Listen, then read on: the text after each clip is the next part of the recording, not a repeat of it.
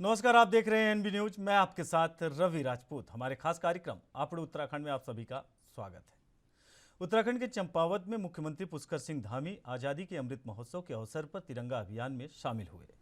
मुख्यमंत्री पुष्कर सिंह धामी बृहस्पतिवार को नई दिल्ली से प्रस्थान कर खटीमा अपने गृह स्थान पहुंचे, जहां उन्होंने चंपावत में माता वराही मंदिर पर लगने वाली ग्वाल मेले में शामिल होने से पहले खटीमा स्थित शहीद स्मारक स्थल पहुंचे, जहां सीएम धामी ने वीर गति को प्राप्त हुए सेना के जवानों के संघर्ष, बलिदान और योगदान को याद करते हुए उनकी प्रतिमा पर श्रद्धांजलि सुमन अर्पित करते हुए उनको नमन किया।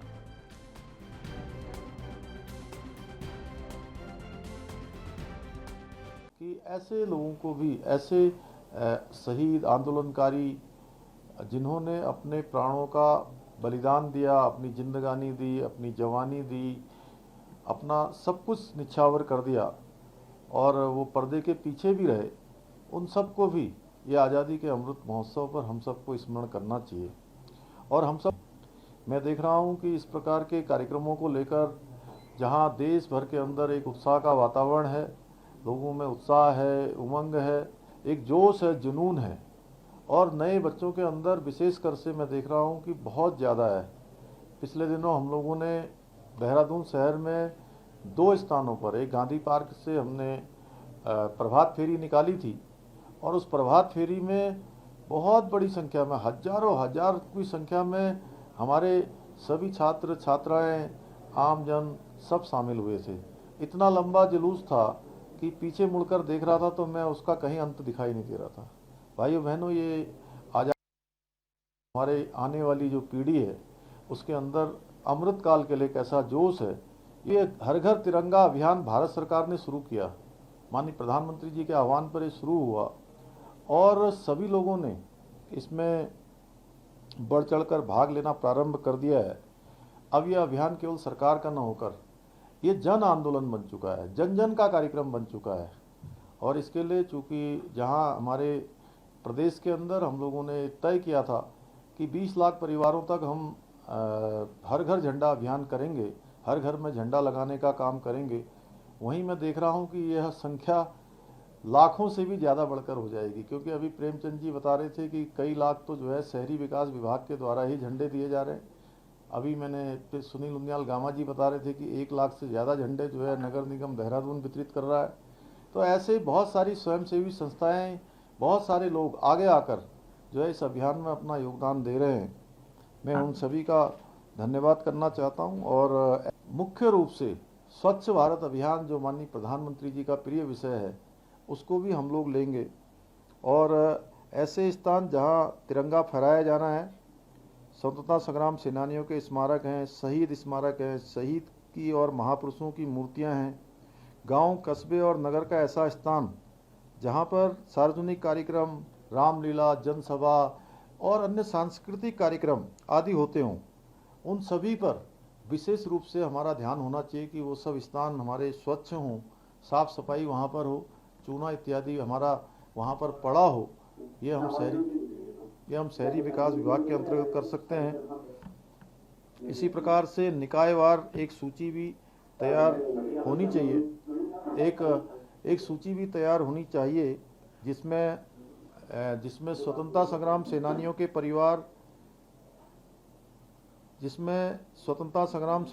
परिवार, शहीदों के परिवार, राज्य आंदोलनकारी शहीदों के परिवार, पद्म पुरस्कार प्राप्तकर्ता, राज्य का नाम रोशन करने वाले खिलाड़ी, कलाकार आदि के कार्यक्रम भी सम्मानपूर्वक आमंत्रित किए जाएं। हरिद्वार के कनखल में आदर्श आयुर्वेद फार्मेसी की स्थापना के 75 वर्ष पूरे होने पर आज़ादी के अमृत महोत्सव मनाया गया। इस मौके पर उत्तराखंड के राज्यपाल गुरमीत सिंह और विधानसभा अध्यक्ष रितु खंडूरी ने समारोह में शिरकत की। कार्यक्रम में मौजूद लोगों ने आयुर्वेद के महत्व को लेकर अपने अनुभव साझा किए। वहीं राज्यपाल गुरमीत सिंह ने कहा कि कोरोना काल में साबित हो गया है कि आयुर्वेद भारत की बेहतर चिकित्सा पद्धति है।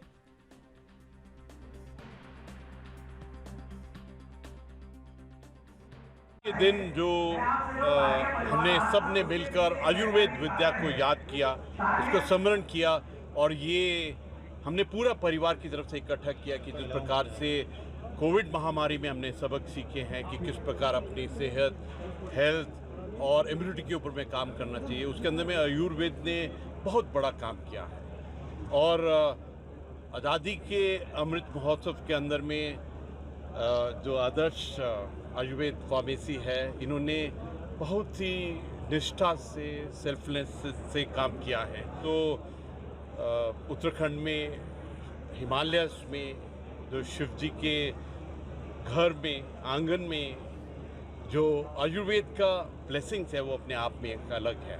मेरे को ऐसा लगता है कि जो आयुर्वेद विद्या है, जो योगा की विद्या है, मरम चिकित्सा की विद्या है, जो संस्कृत है, ये हमारी जिम्मेवारी बनती है हर एक भारतीय की, हर एक उत्तराखंडी की, हर एक हरिद्वार में रहने वाले संत और समाज की, कि हम इस विद्या को पूरी मानवता के साथ में साझा करें।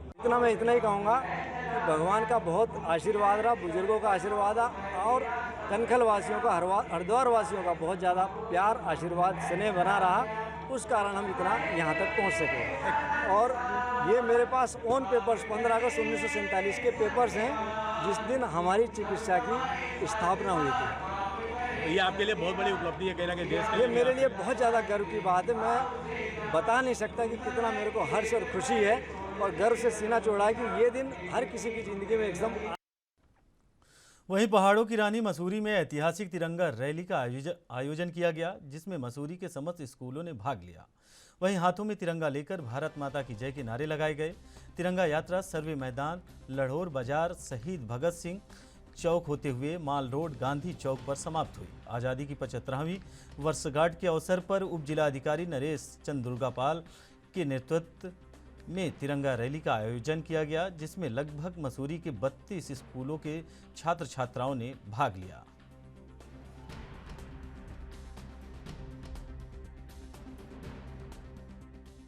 इस साल से आज़ादी का अमृत महोत्सव मना रहा है। देश के प्रधानमंत्री नरेंद्र मोदी जी के आह्वान पर घर घर तिरंगा लगाओ अभियान चल रहा है। कल से लेकर 15 तारीख तक हर घर तिरंगे लगेंगे। उसी के तत्वाधान में जगह जगह रैलियां निकल रही हैं, प्रभात फेरी हो रही हैं। 2 दिन पहले मुख्यमंत्री जी ने उत्तराखंड में इसकी शुरुआत गांधी पार्क से की थी। आज मसूरी के अंदर सर्वे ग्राउंड से एक विशाल रैली इस अभियान के लिए निकली है, जिसमें 32 स्कूल और यहाँ के आम जनमानस ने अपनी सहभागिता निभाई है। ये इस बात का प्रतीक है कि मोदी जी ने आह्वान किया है, आम जनता मोदी जी के साथ है। क्योंकि जब आज़ादी की लड़ाई हमारी आज़ादी के जवान लड़ रहे थे, उनके हाथ में तिरंगा होता था और भारत माता की जय कहते हुए इस आंदोलन में थे, और इस तिरंगे के साथ ही फांसी के फंदे पर जुड़ गए थे। आज उस भावनाओं को फिर देशभक्ति की जागृत करने की आवश्यकता है। मैं इसके लिए देश के प्रधानमंत्री मोदी जी का, प्रदेश के मुख्यमंत्री पुष्कर सिंह धामी जी का उन्होंने शुरुआत की है, और प्रदेश की महान जनता का, देश की महान जनता का, कि सब इसमें बढ़ चढ़ कर भागीदारी निभा रहे हैं। और कल से 15 तक जो अभियान चलेगा, पूरा देश तिरंगामय होगा, पूरा भारत तिरंगामय होगा। उसके लिए सबको शुभकामनाएं देता हूँ, बधाई देता हूँ। क्या कहेंगे आप? जी, मुझे भी यही सुनने को मिला है कि मसूरी में इतना बड़ा जश्न पहली बार ही हुआ है, बट ऐसा नहीं है। हम आज़ादी की जो 75वीं वर्षगांठ मना रहे हैं, तो इसको आज़ादी के अमृत महोत्सव में आज सभी लोग, मसूरी के लोग माल रोड पर निकले हैं। सबने बढ़ चढ़ के भाग लिया है। मसूरी में 30-32 स्कूल हैं, सारे स्कूल के बच्चों ने इसको पार्टिसिपेट किया है। ITBP ने किया है, मेरे अदर डिपार्टमेंट ने किया है। तो सभी को थैंक यू। और सब में उत्साह है। अगले 3 दिन का जो कार्यक्रम 13, 14, 15 है, हर घर में जो तिरंगा लहराना है, वो पूरे मसूरी में हर घर में लहराया जाएगा, फहराया जाएगा। और 15 अगस्त को इस बार का स्वतंत्रता दिवस खूब धूमधाम से मनाएंगे। जो तिरंगा लेके जा रहे हैं उसको सुरक्षित रखें, लोग सम्मान के साथ। लोगों से अपील है कि 13, 14, 15 में घरों पे फहराएं और उसका पूरा सम्मान करें, क्योंकि फ्लैग कोड में झंडे का पूरा सम्मान के साथ उसको रखना है। किन्हीं कारणों कुछ उसमें कमियां होती है, तो उसको फोल्ड करके आराम से, जो उसका नियम है, उसको डिग्निटी के साथ संभाल के रख लें। सर, कितने स्कूलों ने इसमें पार्टिसिपेट किया, कितने बच्चे ने अपने? ये 34 स्कूल थे मसूरी के, जिसमें लगभग 2000 के आसपास बच्चों की स्ट्रेंथ थी जिन लोगों ने पार्टिसिपेट किया है। और बाकी शहर के अन्य डिपार्टमेंट सब मिला के आज 5000 से ज़्यादा लोग सड़क आज पर। स्कूली बच्चों के अंदर जो भारत वर्ष के लिए जो जज्बा देखने को मिला है, वो पहले कभी देखने को नहीं मिला है। इस पर आपकी प्रतिक्रिया? नहीं, मुझे भी अच्छा लगा। बच्चों को बस सिखाना हमारा कर्तव्य है, बताना है कि आज़ादी कितनी मुश्किल से मिली है। तो इस दिन को वो उस तरह से समझें क्योंकि अब वो लोग नहीं रहे जिन्होंने आज़ादी दिलाई थी। अब हम लोगों ने आज़ादी को 75 साल में अब आने वाली पीढ़ी को बताना है कि हमारी आज़ादी कितनी मुश्किल से मिली है। तो उनको भी अच्छा लगा, बच्चों को भी, तिरंगा भी उनके साथ, तिरंगे का महत्व उनको समझ में आया, भारत की एकता समझ में आई, हमारे देश की जो विविधता है वो समझ में आ रही है। तो मसूरी में तो मल्टी विविधता बहुत ज़्यादा है। विदेशी बच्चे भी यहाँ पढ़ रहे हैं, तो उनको भी हमने बुलाया था आज। सबने एंजॉय किया, अच्छा किया ये कार्यक्रम भाग लिया। Thank you. और मैं भारत माता बनकर मुझे बहुत अच्छा लगा, बहुत गर्व महसूस हो रहा है। और देश के बच्चों को क्या संदेश देना चाहिए? देश के बच्चों को ये संदेश देना चाहती हूँ कि आज़ादी हमें बहुत शहादत से मिली है, जिसका हमें सबको सम्मान करना चाहिए और आज़ादी के जश्न को जोश। वहीं पूरे देश में कांग्रेस भारत जोड़ो तिरंगा यात्रा निकाल रही है। वहीं जनपद उधम सिंह नगर के जसपुर में कांग्रेस प्रदेश अध्यक्ष करण महरा और नेता प्रतिपक्ष यशपाल आर के नेतृत्व में कांग्रेसियों ने 110 मीटर लंबे तिरंगे के साथ भारत जोड़ो तिरंगा यात्रा निकाला, जो शहर के मुख्य बाजार से होते हुए सुभाष चौक पहुंची और फिर खीरा गार्डन पर पहुंचकर तिरंगा यात्रा समापन हुआ। वहीं कांग्रेस प्रदेश अध्यक्ष करण मेहरा ने बताया कि इस यात्रा के माध्यम से हिंदू, मुस्लिम, सिख, ईसाई हम सब भाई भाई की एकता की बात लोगों तक पहुंचाई जा रही है।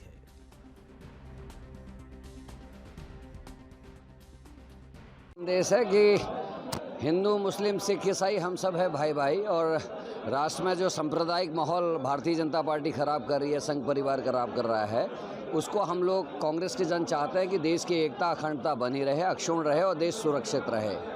इस यात्रा में आदरणीय सोनिया गांधी जी ने संदेश दिया है कि देश जिन चीज़ों से परेशान है, चाहे वो आर्थिक नीति है, हमारी आर्थिक सुरक्षा है, चाहे वो आंतरिक सुरक्षा है, चाहे बाहरी सुरक्षा है। चाइना ने 74 किलोमीटर हमारी भूमि में कब्जा करके गांव बसा लिया है और ये डराते पाकिस्तान से हैं। उधर नेपाल ने हमारी ज़मीन में कब्जा कर लिया। डॉलर जो है 80.5 पहुंच गया, रुपए की कीमत लगातार गिर रही है और महंगाई इतनी बढ़ गई है कि लोग परेशान हैं। हर घर में बेटे बेटी बेरोजगार पड़े हैं और खजाना इस कदर खाली हो गया है कि दूध और छाछ, आटे में भी जीएसटी लगाना पड़ रहा है। तो इस समय राष्ट्र जो है बहुत गंभीर खतरे में है। तो हमको उसके लिए जनता को अवेयर करना है। जहाँ जहाँ जा रहे हैं पंचायत लगा के गांव के लोगों से हम बात कर रहे हैं। दूसरा, हम एक चीज़ और लोगों के बीच में ला रहे हैं, जिन लोगों ने कभी अपने संघ के कार्यालय में भारतीय झंडे को नहीं फहराया, वो आज घर घर झंडे की बात कर रहे हैं। तो इसमें कहीं ना कहीं कोई बहुत बड़ी साजिश नज़र आती है। या तो बीजेपी को आज़ादी के 75 साल बाद ये समझ में आया है कि गांधी के पीछे और झंडे के नीचे ही वो सुरक्षित रह सकते हैं, तो इसलिए वो घर घर झंडा करें। छदमी लोग हैं। इस चीज़ के लिए हम जनता को अवेयर करें और भारतीय जनता पार्टी को उखाड़ फेंकने के लिए सारे कांग्रेस जनों को इकट्ठा कर रहे हैं। वहीं उत्तराखंड के देहरादून में आज़ादी की 75वीं वर्षगांठ के अवसर पर हर घर तिरंगा अभियान चलाया जा रहा है। इसी के तहत भाजपा द्वारा तिरंगा यात्रा निकाली गई। आपको बता दें कि स्वतंत्रता दिवस से पहले राजधानी तिरंगामय हो गई है। यह अभियान भाजपा 15 अगस्त तक चलाएगी। इस दौरान त्रिवेंद्र सिंह रावत ने कहा, देश में आज़ादी का अमृत महोत्सव चल रहा है। शहीदों की शहादत की वजह से हमें आज़ादी नसीब हो पाई है। हम यही कामना करते हैं कि इस अमृत महोत्सव के सब भागीदार बने और हर घर में तिरंगा फहराया जाए।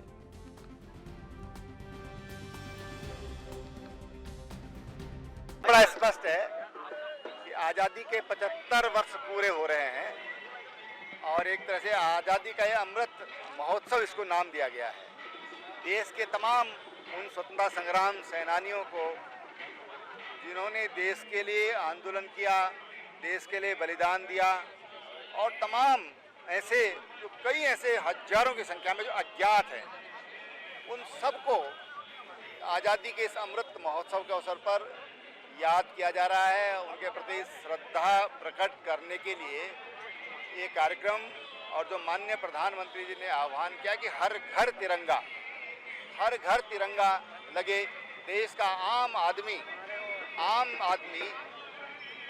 देश के आज़ादी के इस अमृत महोत्सव में कि आज जो है शहर में जगह जगह जो है तिरंगा यात्राएं निकल रही हैं। प्रधानमंत्री जी के आह्वान पर अमृत महोत्सव के साथ साथ ये तिरंगा यात्रा और घर घर पे जो तिरंगा लहराने का जो प्रधानमंत्री जी ने आह्वान किया है, तो इससे हमारे 130 करोड़ जो देशवासी हैं उनके अंदर देश भावना का जज्बा, देश भावना उनके अंदर, और ऐसे तमाम जो हमारे लोग हैं आज जो है अपनी देश की आन बान शान की रक्षा के साथ साथ ये तिरंगा झंडा जो है अपने घर में हर कोई लहराना चाहता है।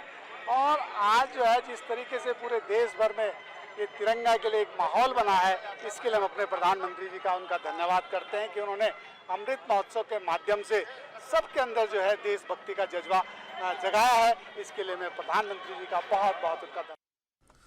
आज़ादी की 75वीं वर्षगांठ पर पूरा देश आज़ादी के अमृत महोत्सव के रूप में मना रहा है। इसी कार्यक्रम के तहत नगर पंचायत हराली में नगर प्रशासन ने तिरंगा रैली का आयोजन किया, जिसमें स्थानीय जनप्रतिनिधियों, स्थानीय व्यापारियों, स्कूली बच्चे, एनसीसी कैडेट समेत आशा कार्यकर्ताओं ने प्रतिभाग किया। वहीं रामलीला मैदान से शुरू हुई इस तिरंगा रैली का समापन देवाल तिराहा होते हुए वापस रामलीला मैदान में समापन किया गया।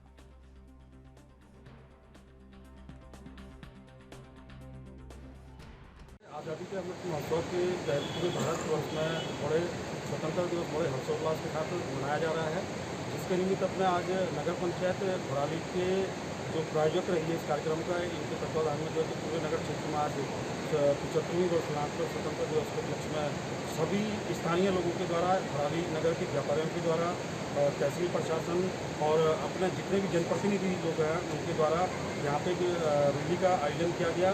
और इसमें सभी लोगों ने, स्थानीय लोगों ने, व्यापारी बंधुओं ने और अपने जितने जनप्रतिनिधि हैं और तमाम संस्थाओं से जो लोग जुड़े हुए हैं, और विशेष रूप से अपने चाहे अपने स्कूल के जो स्कूली बच्चे हैं, छात्र छात्राएँ हैं, वो एनसीसी के बच्चे हैं, अपने विद्या मंदिर, विद्या शिशु मंदिर हो गए, बालिका इंटर कॉलेज भराली हो गई, आदर्श इंटर कॉलेज भराली, और तहसील प्रशासन और नगर पंचायत की पूरी टीम ने बखूबी में नगर पंचायत की पूरी टीम को आज इस अवसर पर उनको बधाई दूंगा कि उन्होंने एक सफल रैली का आयोजन किया।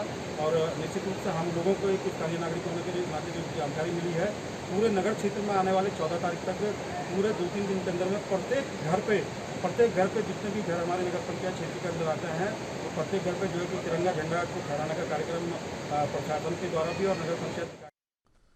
वहीं हरिद्वार के रोशनाबाद में नदी किनारे बने मकानों पर प्रतिदिन खतरा बढ़ता जा रहा है। दरअसल नदी किनारे बने मकानों की मिट्टी खिसकती जा रही है, जिसके कारण मकानों में निवास करने वाले बेघर हुए लोगों को दिन रात चिंता सता रही है। वहीं स्थानीय निवासियों द्वारा जिलाधिकारी विनय शंकर पांडे को पत्र के माध्यम से अवगत कराया गया। वहीं स्थानीय निवासियों का कहना है कि अगर जल्द ही हमारी सुनवाई नहीं हुई तो हम यहीं धरने पर बैठ जाएंगे।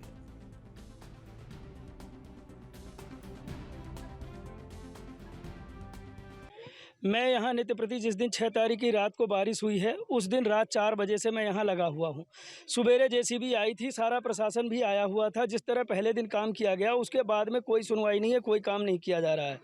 ये जो काम हो रहा है, तटबंध बांधा जा रहा है, ये बोरियों का यहीं का मलबा भर के यहीं भरा जा रहा है। यहाँ पर इतना बड़ा गड्ढा हो गया, कल को अगर बारिश होगी, थोड़ी सी भी बारिश होगी तो सारा पानी यहीं पर आएगा। इन मकानों को गिरने से कोई नहीं रोक सकता, हम अपने पत्र लेके एसडीएम के यहाँ गए थे, विधायक के यहाँ भी गए थे।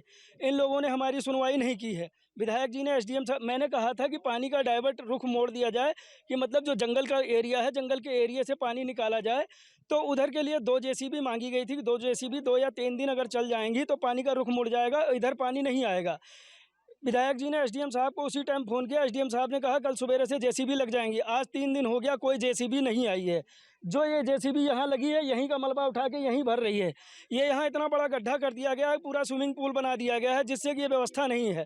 हम प्रशासन से यही चाहते हैं कि परमानेंट व्यवस्था की जाए, ईंटों की, पत्थरों की दीवार बनाई जाए, जिससे कि पानी का रुख उधर रहे, इधर पानी ना आने पाए। अभी इससे कुछ नहीं है, जो ये किया गया है ये सिर्फ बेकार है, व्यर्थ है। दूसरा, प्रशासन ने अपना एक इंजीनियर, लेखपाल छोड़ा है, जिन्होंने सिर्फ 4 मजदूर लगा रखे हैं। वो मजदूर दिन में इधर उधर का झूठ मूठ का काम करते हैं। नवोदय नगर वासी कुछ दिन मिलके उन्होंने कल 1 दिन और परसों 2 दिन यहाँ सहायता की है। जितने भी कट्टे भरे लगे हुए हैं, सब यहाँ के लोकल लोगों का किया हुआ। 4 आदमियों से इतना काम नहीं हो सकता। रोज़ गुहार लगाते हैं, रोज़ हम जाते हैं, लेकिन कोई इस बात को ध्यान नहीं दे रहा है। जो यहाँ इस मकानों में रहने वाले हैं, उनकी ज़िंदगी तितर बितर हो गई है, लोगों के घरों में शरण लिए हुए। समस्या ये है, जब मकान लिया तब तो नदी का इतना पता नहीं था। अब इतना कटान हो गया, कटान हुआ तो बुग्गी वाले को रोकते हैं, बुग्गी वाला रुकता नहीं है, उल्टा बोलता पुलिस वाले हमारे जेब में है, तुम क्या कर लोगे, चाहे तुम फोटो बनाओ चाहे कुछ भी कर लो। उनको हमने पैसा दे रखा है, ट्रॉली वालों को तो बोलते पुलिस वालों को फोन कर दो, बुग्गी वाले तो रात दिन खोद खोद के पूरी नदी नगर बन गया है। ना कोई बिल्डर देखते हैं, हम किसी गलती बताएं, अब ये बुलडोजर लगा दिया और कच्ची यहाँ कट रहा है। हमारा घर जस्ट यहाँ पर नहीं, मंदिर से थोड़ा आगे है, आप वहाँ जाके देखो, वहाँ भी यही हाल है। आज यहाँ कटेगा, कल वहाँ कटेगा। इनकी समस्या हमारी समस्या। पत्थर की दीवार लगनी चाहिए, पूरा प्रोजेक्ट पूरा ही पास होना चाहिए। और हमने एसडीएम के पास 3 साल पहले भी यही अर्जी लगाई थी, सब ने साइन करवा के, हिमांशु जोशी के नाम से। सुनवाई नहीं हुई, सुनवाई हुई आज पूरा ही किसी का मकान इनका गया, कल हमारा भी जाएगा। नवोदय नगर में रो नदी है, ये 2013 में आई थी, इसकी बाढ़ आई थी। उसमें भी इससे पहले भी एक नदी आई थी, उसमें भी एक दीवार उधर गिरी थी। तो मैंने तब भी मतलब विधायक जी को और एसडीएम साहब को, उस समय तत्कालीन जो एसडीएम थे उनको बोला था कि नवोदय नगर में एक जो रो नदी है उसकी उचित व्यवस्था, उसका उचित प्रबंध किया जाए, तटबंध बांध करके एक, जिससे कि पूरा नवोदय नगर सुरक्षित हो जाए। लेकिन प्रशासन ने वो बात सुनी नहीं है। और वो जब तक कोई गलत कार्य नहीं होता, कोई मरता नहीं या मकान नहीं गिरते, तब तक उनकी आँख खुले ना कान खुले। तो मेरा ये कहना है कि अब ये जहाँ से नदी जंगल से हमारे यहाँ नवोदय नगर प्रवेश करती है, वहाँ से ले करके और जहाँ पर ये पीली टंकी है उसके आगे तक एक बांध बांधा जाए, जिससे कि पूरा नवोदय नगर सुरक्षित हो जाए और भविष्य में हम लोग आराम से सो सकें, यहाँ नौकरी जा सकें। नहीं तो हमें नौकरी जाना और आराम से सोना भी दुर्लभ है। प्रशासन का कहना, मैंने माननीय विधायक से बात करी, विधायक जी ने कहा कि इसमें प्रशासन जो इसके एक्सपर्ट वो हैं, मतलब इसके विभाग के, उन्होंने कहा कि हम इसको स्टड बनाएंगे। स्टड का मतलब वो टेपर, वो पत्थरों का वो बनाया जाता है पिचंग, तो उस पर तार वार लगा के। वहीं लाल कुआं पहुंचे नवनियुक्त क्षेत्राधिकारी अभिनव चौधरी ने सीओ का चार्ज संभालते हुए कहा कि महिला सुरक्षा और कानून व्यवस्था को ध्यान में रखते हुए क्षेत्र की यातायात व्यवस्था को भी दुरुस्त करना उनकी पहली प्राथमिकता है। वहीं पुलिस और आमजन के रिश्ते को आपसी तालमेल को भी बनाए रखना उनकी प्राथमिकता है।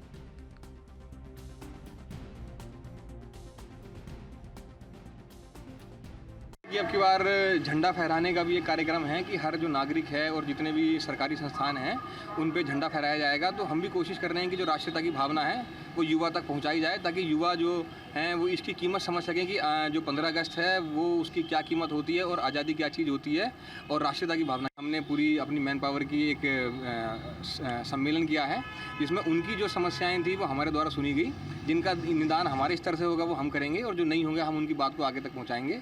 और बाकी क्षेत्र की जितनी भी समस्याएँ थी और जो सुझाव थे वो उनके द्वारा लिए गए और हम सब मिलजुल के कोशिश करेंगे कि जो यहाँ की पुलिस की कार्यप्रणाली है और जो पुलिस की कार्यशैली है उसको और बेहतर कर सकें और लोगों के लिए एक मित्र पुलिस का जो ध्येय है उस। वहीं पहाड़ों में सावन के महीने में कुल देवताओं को जागृत कर बैसी का आयोजन करने की अद्भुत परंपरा है, ताकि अपने स्थापित देवगढ़ों की पूजा अर्चना की जा सके। अल्मोड़ा में धूनी मंदिर देव डागरों की यात्रा निकाली गई, जिसमें देव डागरों के 7 सैकड़ों की संख्या में भक्त शामिल हुए और यह यात्रा अल्मोड़ा से पैदल जागेश्वर धाम में स्नान के बाद झक्कर झेम देवता की परिक्रमा करते हुए लौटेगी और बैसी यानी कि देवता अवतरित होंगे और लोगों की मनोकामना पूरी होती है।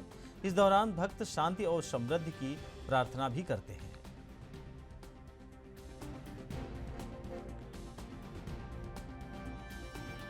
ये बैसी कम से कम 50-60 साल पहले से चलती आ रही है हमारे मोहल्ले में और आज अभी सुबह हमारे सारे जितने डांगर हैं मंदिर में परिक्रमा करने के बाद सब डांगर जागेश्वर की ओर प्रस्थान कर रहे हैं। उसके बाद ठाकर सेन जाएंगे, ठाकर सेन के बाद फिर वापस राजपुरा धूनी मंदिर में एकत्रित होंगे। उसके बाद से बैसी का आयोजन किया जाएगा और हम सब जितने हमारे डांगर हम ये बैसी इसलिए करते हैं कि हमारे मोहल्ले का और पूरे समाज का जो भला हो, उनका हमें आशीर्वाद।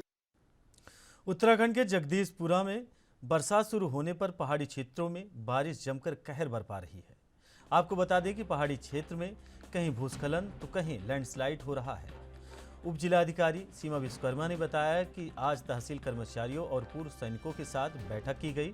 साथ ही अगर ज़्यादा बारिश होने की वजह से क्षेत्र में बाढ़ जैसी हालात बनते हैं तो उनसे निपटने के लिए क्या क्या समाधान हो सकते हैं, इस विषय पर पूर्व सैनिकों के साथ चर्चा की गई।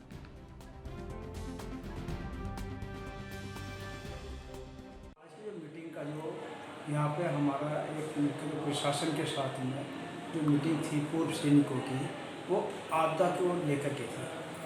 क्योंकि ये जिला अधिकारी जी ने जो है यहाँ जो हमारे एसडी मैडम हैं तो जिलाधिकारी को आदेश दिया था कि आप पूर्व सैनिकों के साथ एक मीटिंग करो आपदा के बारे में।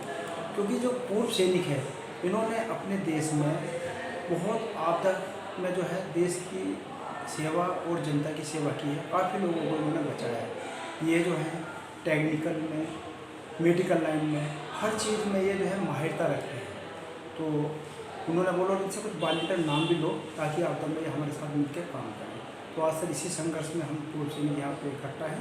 प्रशासन के साथ में हमारी ये बातचीत चल रही है और हमने आज जो है इनको बताया कि हमें इम्प्रोवाइज मेथड सामान क्या क्या बना करके जो है लोगों की जो है कैसे बचा सकते हैं, कैसे उनकी सेवा कर सकते हैं। कि राज्य में आपदा का अलर्ट है, तो इस कारण से हम लोगों ने एक मीटिंग ली थी कि जिसमें कि जो हमारे तहसील में IRT का गठन किया गया था उन लोगों की मीटिंग थी और साथ ही वॉलंटियर के रूप में जो एक्स आर्मी पर्सन है उन लोगों को भी बुलाया गया था। तो अभी वही मीटिंग चल रही थी। IRT में जो हमारे अधिकारीगण हैं उनका क्या रोल है, वॉलंटियर क्या क्या काम करेंगे और जो एक्स आर्मी के पर्सन हैं वो अपने अपने अनुभव यहाँ पर साझा करेंगे और ये बताएंगे कि उनको क्या क्या रिसोर्स की आवश्यकता पड़ सकती है। तो उसी चीज़ को लेके यहाँ पर चर्चा। तो फिलहाल आप उत्तराखंड में हमारे साथ इतना ही। बाकी खबरों से जुड़े रहने के लिए देखते रहिए ANB न्यूज़। नमस्कार।